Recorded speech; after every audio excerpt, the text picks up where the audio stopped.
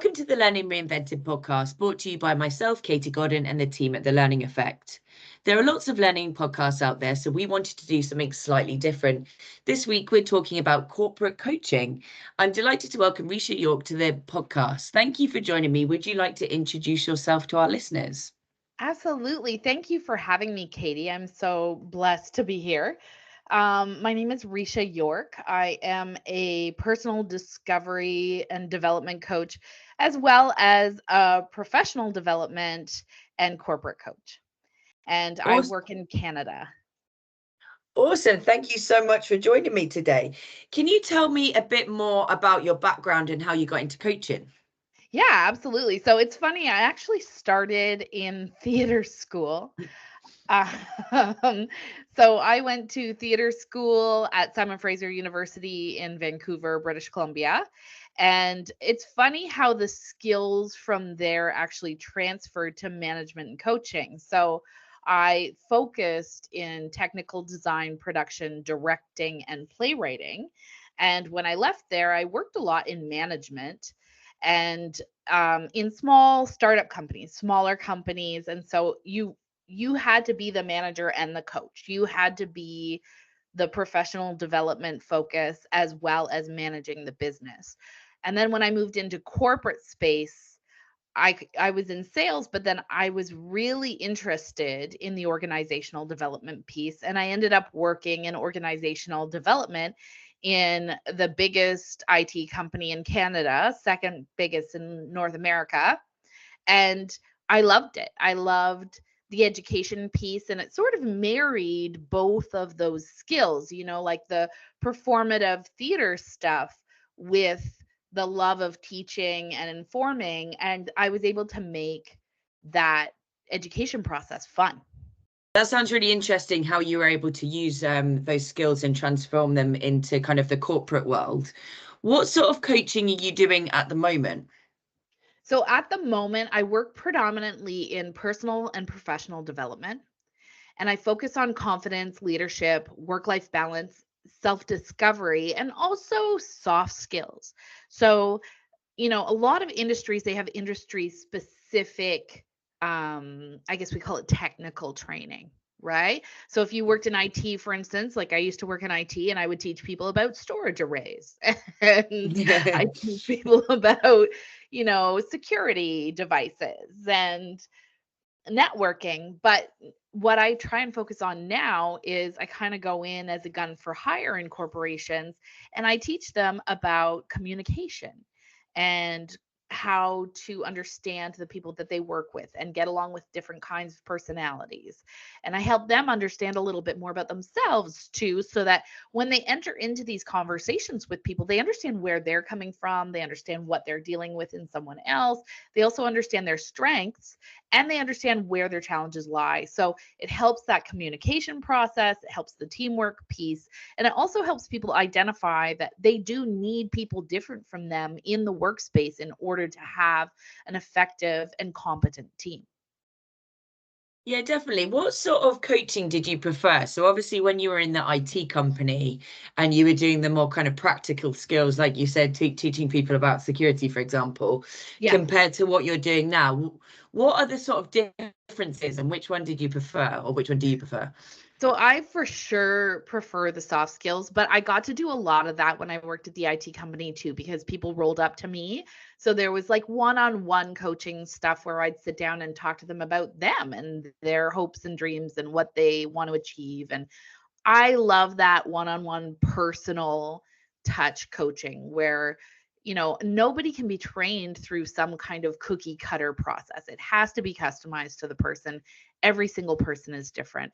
So the work I do now, I love it because I get to take each individual person and make sure that we're addressing their specific needs, their specific goals.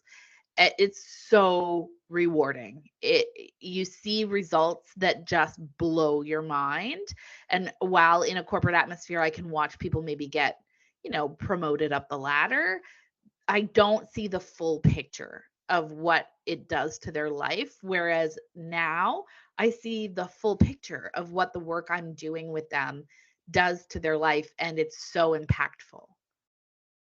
Yeah, I was just going to go on to the impact that you must have, especially in that kind of corporate environment, seeing the promotions, that they're kind of easy things to spot after someone's had coaching.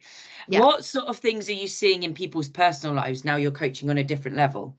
Oh, it's bananas. Like I have days where I'll get like a message from a past client and they're like, I just ran my first marathon and that was on their goals list. And, I had a really effective conversation with my parents and now I don't dread when they show up at my door all the time.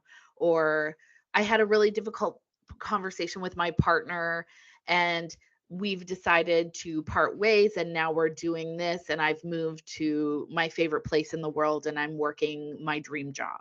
Or I just had an audition and it was the best audition of my life and then they go on to get this incredible opportunity to be in what turned out to be an Academy Award winning film for best film. You know, when my clients get these achievements, I'm on the other end literally like crying out of excitement. That's awesome, especially that you've got that kind of emotional connection with the people that you have coached as well. In the kind of corporate space, when you're thinking about coaching, or when I think about coaching, sometimes it's a bit of a kind of nice to have, but I think everyone can sort of do coaching, if that makes sense. Like you said, that managerial position, you might be able to coach your colleagues or the people that are in your team. Why do you think it's so important to have that coaching space in that corporate environment? Oh, I mean, honestly, you don't know, like, even as a manager, it's hard for you to keep tabs on what everybody on your team needs and wants. And it's hard to address that. So when you can bring someone from the outside, firstly, they're objective, right? So they come in the door and they're like, here's what we're thinking. And we lay out this theory. Like I often use this theory called personality dimensions as a way to kind of get in a corporate space. And it is trademarked, by the way, so I should mention that. But it's lovely because then we start to talk about temperament and how temperaments interact. And there's a million aha moments in the room, right? So people are like, oh my God, that's why I react that way, or that's why I do this. And it's funny, I actually ran into a manager who I did an event for a few weeks back, just this week. And she's like, our office is a different place. People have a way better idea of how to communicate with each other and what we should expect from each other, and also how to word things or how to ask for things in ways where the other person can hear them. And this is monumental because think about how many times you've worked in a corporate space where there's that one troublemaker or you don't see eye to eye with someone and it becomes sort of like an under the surface bubbling resentment, right? Yeah, definitely. Yeah. This is how toxic workplaces begin. This is how they happen. And so, if you're not addressing soft skills in your workspace and you have more than three people there, there's going to be conflict. And so, if there's no coaching available, those people are expected to what? Do that work on their own. And nobody, odds are, is an expert in personal or professional coaching. So they're grasping, they're trying to find something. So having coaching available in a business, I feel like it's necessary for your business to run effectively. Yeah, no, definitely. I completely agree with you, especially when you've got those different personalities. And like you alluded to earlier as well, it's kind of working to people's strengths and understanding as well. I think people think that you go into work and you have to get on with everyone, but it's understanding that you're not going to get on with absolutely everyone. And sometimes No. that's perfectly fine. Um, you shouldn't expect that, but you still need to be able to work together with people, if that makes sense. Yeah, What are your views on 100%. that? And so I always say, like, you don't have to be friends, you just have to be friendly, Yeah. right?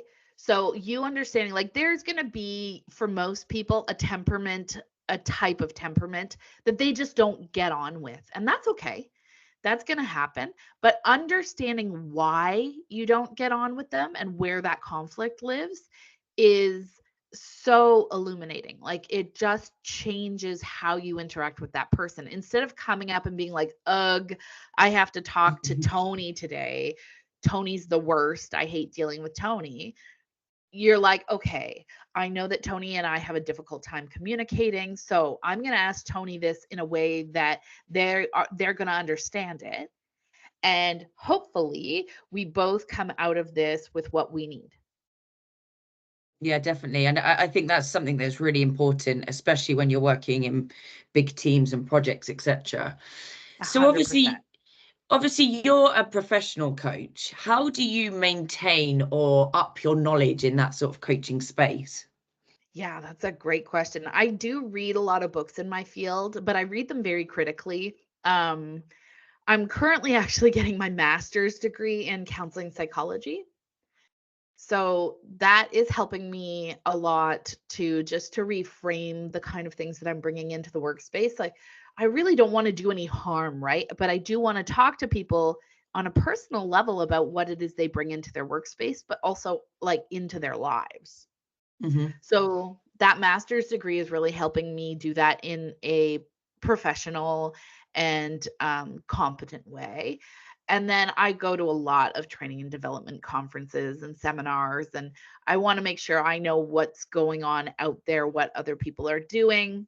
I try and track trends in the industry too. Some of it is kind of phony. So I try and be aware with that. So when I say I'm looking at it through a critical lens, I have my own personal goals and what I hope to achieve through my work. I don't necessarily compare myself to other coaches. So I do want to see what's going on in the world, but if it just sort of feels like a marketing gimmick or something, I tend to just pass that over. I think that's great because that kind of leads me nicely into my next question as well, because we're in a world of sort of social media. Everyone claims to be a coach, or not everyone, but there's a lot of people, especially as you're scrolling through Instagram and TikTok and stuff like that. Like, you've got tons of information being fed at you, tons of advice. Some of it makes sense, some of it doesn't make sense. But Yeah. where you've got a lot of people doing that in the world, do you think it's important to have accreditation? And if you do, why do you think that's important? Yeah, so that's such an interesting question. I'm on the fence and I'll tell you why. There are some limitations to accreditation. So when you get accredited, there are a couple accrediting bodies. And here's the other problem, actually, is that none of it is regulated, not even the accreditations. So I could run an accreditation program that makes you a certified life coach all by myself. I could make it up this weekend. I could launch it next week. I could charge you $3,500 and say you'll get through it in 4 hours. And now you're an accredited life coach. That's crazy. So, yeah, there's absolutely no regulation around it. And so this is part of the problem. There are organizations that are putting their best foot forward and they're trying to be like, look, we're adding a little bit of order to this chaos. So there's an international coaching regulations, but the catch is then now you have to follow those rules, right? And some of those rules make a lot of sense, and some of them, depending on the kind of work you're doing, don't. And so, there's rules around self disclosure. And, in a therapeutic space, as a therapist, you would decide whether or not you feel it's okay to share self disclosure. So, can I share a story from my life that I feel is going to help my client see themselves and relate or build rapport or whatever? And then a lot of coaching accreditations, they don't want you to do that, which I completely understand. However, there really is a time and place for that from time to time. So when you agree to be accredited, you agree to the rules that come along with it, and those rules are not regulated. So it feels a bit like a cash grab right now, if I'm not going to lie. There's all these people saying, like, yeah, come to us and we'll certify you. But those certifications actually technically don't mean anything. That person could have taken a 3-day class or they could have taken a 2-year class. Yeah, it is. It's a really strange world, isn't it? That you've got people out there selling these things, and like you said, doing it in such a short space of time, Yeah. and then giving people access to people that are potentially vulnerable. They're looking for help. They might be in a bit of a rut, whatever their situation's going on, and then you've done perhaps a 4-hour course, and are you that right person? I think it's a really difficult space, and I think It's a difficult space for not just coaches to kind of establish themselves in that market that's particularly crowded, and you've got lots of, like you said, chaos going on in that world, but also people Yeah. going out to find the right coach as well. That must be really difficult, So this especially. is the other thing, like there are so many marketing trends for coaches, and it's like, oh, you don't know what to do with your life? Be a coach. And so they charge you like anywhere from 5,000 to $50,000 US to come and do their coaching course. But like what are you doing? Like if you feel lost, are should you be leading? Yeah, Right? And so this is it. It's like at the end of the day, you all you can do as a coach is come in with your best intentions and your right foot forward. There's going to be schemers and people who are in it for quote unquote marketing or to make a quick buck or whatever that might be. And as a client, you have to be discerning. So, if somebody is registered with the International Coaching, maybe that's a good sign yeah, that they're but probably relatively safe. And then I would say there's lots of coaches who are also therapists. So people who are registered with a regulating body.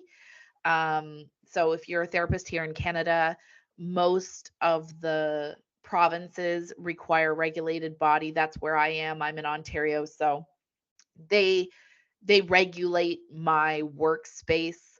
And so I can't work as a coach as well unless I follow those same rules still. yeah. So it's a good sign if somebody is a doctor, like PhD, or has the education in the space. That's good as a client. I would definitely pay attention to that, like a Brene Brown sort of vibe, right? Yeah. If it looks too good to be true, the odds are it is. Yeah, that's some good advice. How does that kind of affect the corporate market? So obviously you having a corporate background must help you, and must be a benefit to your corporate clients, I assume, just because you've kind of walked the walk a little bit, so you understand the environment that you're perhaps walking into as opposed to someone that's just done purely coaching. Oh, I yeah. think having that level of understanding like that's similar to what we sort of do at the Learning Effect. Obviously we're a consultancy, but James and I have both worked in the corporate space, so we understand the politics and internal things that go on. That helps us when we're working with our clients. I assume that helps you when you're going out finding clients, and working with your clients as well. Yeah, absolutely. It not only does it help me in a corporate space as far as corporate training, but I often work as a mentor for startups and new businesses. And I because I've had 5 startups and I've also worked in a not-for-profit. I ran a not-for-profit theater company for 13 years. So I'm also very familiar with not-for-profit. So I actually do a lot of corporate training in charity spaces because they have very unique needs and I'm very familiar with those spaces too. And I also understand that whole dynamic between say your board of directors and your executive director and Yeah. how you guys have separate goals, but the people in the charity, even though they tend to be small teams, they've got feet on the ground and they know what's up, and the board of directors seems to know think how they have ideas about how things should go too, and they come from a very different perspective. And so I can lend a lot to that conversation because I understand that it's usually kind of a confrontational space, right? Yeah, definitely. Yeah. So it's really about managing that and understanding how they communicate with each other and them being on the same page as far as goals. So absolutely, like working in corporate, working in a charity, working in startups, starting businesses on my own, all of these things have informed my corporate coaching. So when I am in a space, I can kind of lean on that history and pull that forward, and I'll bring up stories and I look around the room to make sure everybody is relating and nodding and being like, yes, that's what it's like in our space. And I ask a lot of questions. And if it's in an industry that I'm not completely familiar with, like a few months ago, I did this optical surgery company. which I've never worked in optical surgery. But the event itself was a great success and so much fun. But I just did a little bit of research about what may be their biggest challenges before I went in and did that, because I do try and make sure that everything is customized to the people that I'm working with. Yeah, and I guess like you having that experience lends a hand to be able to do things like that and not just walking in blind, to mind the pun. Yeah, So I think that does help. Is you understand that you're walking into different environments, but essentially what you're doing and helping people can be similar, but it just might be different use cases depending on the industry that you're walking into, right? yeah, 100%. And so what I usually will do is, I mean, I don't have anything that is straight cookie cutter. Yeah. I will give maybe information. It might be 85% similar, but that last, 15% would be super customized to what it is that they need to learn or what their major challenges are. So usually in the discovery process of working with a company, that's my first question, like, what are your biggest challenges and concerns? Where are you seeing the most issues from an HR standpoint, and how can we address that? Said that on so many podcasts as well, is bringing it back to the purpose. Like that applies to what we're doing in this sort of learning space as well. It's without having that purpose, it's really difficult to go back to a client and kind of give them something, because you haven't got that direction. You don't really know what you're doing if they don't know what they're doing as well. So you need to be able to have that purpose to be able to move forward with that as well. um Absolutely. what does your future look like for yourself and your business? That's a great question. I think that, I hope to bring a lot more counseling psychology into my everyday practice. And I hope to host more retreats. So in a couple weeks, I'm actually doing a retreat up here in Muskoka area, which is, if you've never been there, it's like the top 100 places to visit by National Geographic in the Oh world. wow. It's absolutely gorgeous. So we're hosting a women's retreat up here called Unplug, which I think is going to become a theme. And it's reinforcing work-life balance, helping people find more peace, some confidence in their day-to-day. And those retreats really give me an opportunity to connect one-on-one with people. We don't tend to have more than about 20, 25 people there. You want to make sure that you've got like a small enough group that they really are getting focus and attention. I run anywhere from 2 to 4 little mini workshops. And this one, I'm doing digital detox. I'm talking about setting boundaries in your space, both at work and at home, and then also some key takeaways around self care. So we try and build retreats where it's like, okay, this is the impact we're looking to make, and it attracts the people who really need that impact. So a lot more retreats, I'm hoping, and just continue to run my online programs. So I have two. One is a 12-week leadership and confidence program called Lead Without Permission.